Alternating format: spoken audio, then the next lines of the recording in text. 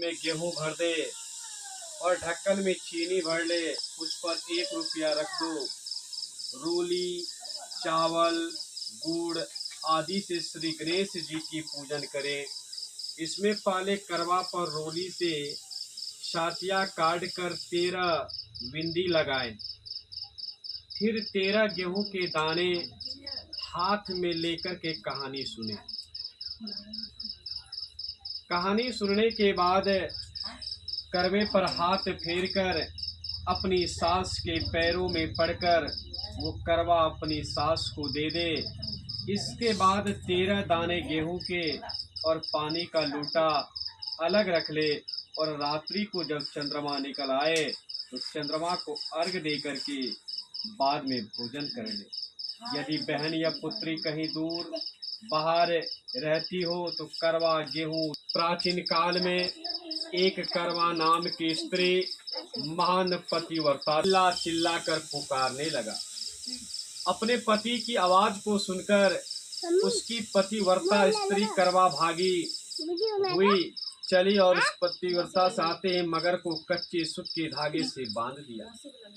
मगर को बांधकर वो अपने पतिव्रता धर्म के बल से यमलोक में पहुंचकर यमराज से बोली, हे भगवान, मेरे पति को मगर ने पकड़ लिया। इस अपराध में आप अपने बल से मगर को नरक में राज्य भयभीत हो गया।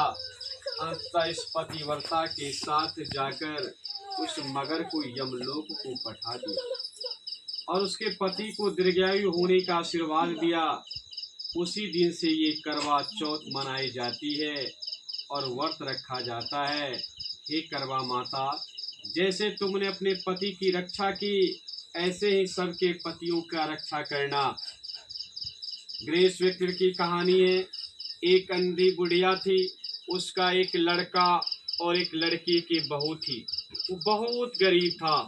वह अंधी बुढ़िया नित्य प्रति गणेश जी की पूजा किया करती थी। गणेश जी साक्षात आकर कहते थे कि बुढ़िया भाई, तू जो चाहे सो मांग ले। बुढ़िया कहती, मुझे मांगना नहीं आता, सो कैसे और क्या मांगू। तब गणेश जी बोले कि अपने बहू बेटे से पूछ कर मांग ले। तब बुढ़िया ने अपने पुत्र और बहू से पूछा तो बेटा बोला कि धन मांग ले और बहू ने कहा कि नाती मांग ले। तब बुढ़िया ने सोची, तेरी थोड़ी सी जिंदगी है, क्यों मांगे धन और नाते। तू तो केवल अपने नेत्र की मांग ले, जिसमें तेरी शेष जिंदगी सुख से व्यतीत हो जाए। उस बुढ़िया ने बेटे और बहू तथा पड़ोसियों की बात सुनकर घर में जाकर सोचा, जिससे बेटा बहू और मेरा सबका ही भला हो, वह भी मांग लूं और अपने मतलब की चीज भी मांग लूं। जब दूसरे दिन गणेश जी आए और बोले बुढ़िया माई क्या मांगती है। हमारा वचन है, जो तुम मांगोगे सो पाएगी।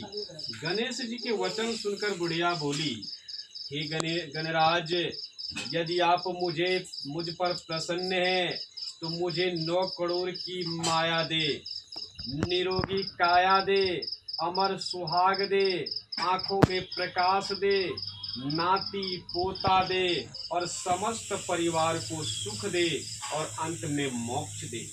बुढ़िया की बात सुनकर गणेश जी बोले, बुढ़िया माँ, तूने तो मुझे ठग लिया। खैर, जो कुछ तूने मांग लिया वह सभी तुझे मिलेगा। यूं कहकर गणेश जी अंत ध्यान हो गए। हे गणेश जी, जैसे बुढ़िया माँ को मांगे अनुसार आपने सब कुछ दिया और वैसे ही सबको देना और हमको भी देने की कृपा करना। उज्जमन करने के लिए 13 जगह एक थाली में 4 पूड़ी, थोड़ा सा खीर रख ले, उसके ऊपर 1 साड़ी और रुपया जितना चाहे रख ले। फिर उस थाली के चारों ओर हाथ से रूली चावल फेर कर उसे सासू जी के पाए देकर उसे पश्चात 13 ब्राह्मणों को भोजन कराकर दक्षिणा दे और बिंदी लगाकर उन्हें विदा करे। यह व्रत कार्तिक लगते ही अष्टमी को किया जाता है, जिस वार को दीपावली होती है।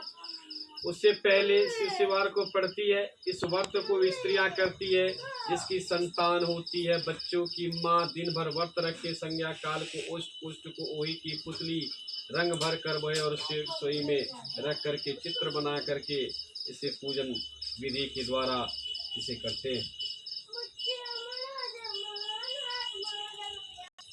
एक साहूकार के 7 लड़के पहले कार्तिक मास बड़ी अष्टमी को सातों बहुआ अपने इकलौते ननद को साथ लेकर जंगल में खंदान से मिट्टी लेने को गई।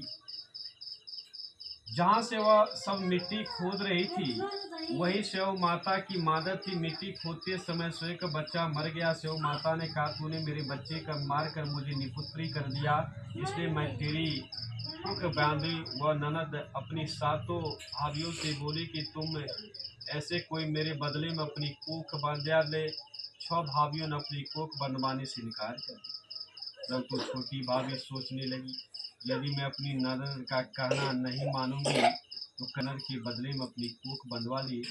जब उसके लड़का हुआ तो वो 7वें दिन मर गया। इसी प्रकार उसके 7 लड़के हुए और मर गए। तब एक दिन ज्योतिषी को बुलाकर पूछा कि महाराज, ये क्या बात है, मेरी जो संतान होती है वो 7वें दिन मर जाती है, तो इसका क्या कारण है। तब पंडित जी बोले कि देवी, तुम सुरही गाय की पूजा किया करो, क्योंकि सुरही गाय श्याऊ माता की बयाली है। तेरी कोख छोड़े तो तभी तुम्हारा बच्चा जी सकता है। इसके बाद से वह बहु नित्य प्रतिकाल उठकर चुपचाप सुरही गाय के नीचे सफाई करके अनेक प्रकार की सेवा खिदमत करती। गौ माता यह देख कर के साहूकार के बेटे की बहू नित्य प्रति मेरी बहू सेवा करती है। वो माता उससे बोली कि श्याऊ माता तुम्हारी बयाली है और उन्हें मेरी कोख बांध रखी है, सो आप कृपा करके अपनी बयाली से मेरी कोख खुलवा दो। इस दुखियारी की यह बात सुनकर वो माता बोली, अच्छा। एक दिन वो माता उसे साथ ले जा समुद्र पार अपनी बयाली के पास चल दी। मार्ग में धूप बहुत कड़ी थी, सो वे दोनों एक पेड़ के नीचे छाया में बैठ गई। थोड़ी देर में वहाँ एक सांप आया और उसी वृक्ष पर गरुड़ पंखनी के बच्चे दे रखे थे। वो सर्प उन बच्चों को डसने लगा। तब साहूकार की बातों ने सर्प को मारकर ढाल के नीचे दबा दिया और उन बच्चों को बचा दिया। थोड़ी देर में गरुड़ पंखनी आई तो वह खून देखकर साहूकार की बहू को चोट मारने लगी। तब वह बहू बोली कि मैंने तेरे बच्चे को सर्प को मारकर रक्षा किए और तुम मेरे ही दुश्मन हो गए। साहूकार की बात सुनकर गरुड़ पंखनी प्रसन्न होकर बोली, तूने मेरे बच्चे बचाए हैं, इसलिए मांग क्या मांगती है। वो बोली कि हमें 7 समुंदर के पार श्याम माता के पास पहुंचा दे। तब गरुड़ ने उन दोनों को अपने पीठ पर बैठाकर लंबी उड़ान भरकर उन्हें 7 समुंदर पार श्याम माता के पास पहुंचा दिया। श्याम माता अपनी भाई गौ माता को देखकर बहुत प्रसन्न हुई और बोली कि वायरे, आज जो तूने बहुत दिनों में मिली है। फिर बोली कि बहन, मेरे सिर पर जुए बहुत पड़ गई है। अब सुरही गौ बोली कि मेरे साथ मेरी भक्तनी आई है, ये सब जुए निकाल देगी। आज्ञा पाते ही साहूकारणी ने श्याम माता की चुन चुनकर सब जुए निकाल दी। शिव माता बोली कि तूने आज बहुत आराम दिया है, इसलिए मैं तुमसे प्रसन्न हूँ। सो आज जो चाहे सो मांग ले, मैं तुझे दूंगी। तब साहूकारणी बोली कि वचन दो, मांगू। शिव माता बोली, अच्छा। वचन दिया और कहा कि यदि मैं अपने वचन से फिरूंगी तो धोबी कुंड में कंकरी हो जाऊं। तब साहूकार की बहू बोली कि मेरी कोख तुम्हारे पास बंधी पड़ी है, सो कृपया करके खोल दो। उसकी यह बात सुनकर शिव माता बोली कि तूने तो मुझे ठग लिया, मैं तेरी कोख कभी नहीं खोलती, परंतु अब तो खोलनी ही पड़ेगी। जा कड़ाई कर दीजो। यह सुनकर तब वह लौट करके घर पहुंची तो वहाँ 7 बेटे और 7 की 7 बहुएं घर बैठे मिले। यह देखकर वह बहुत खुश हुई। तब उसके साथ अही माए और जिठानी कहने लगी कि जल्दी जल्दी अपनी चौक पूजा कर ले, अन्यथा छोटी बहू बच्चों की याद करके रोने धोने लगेगी।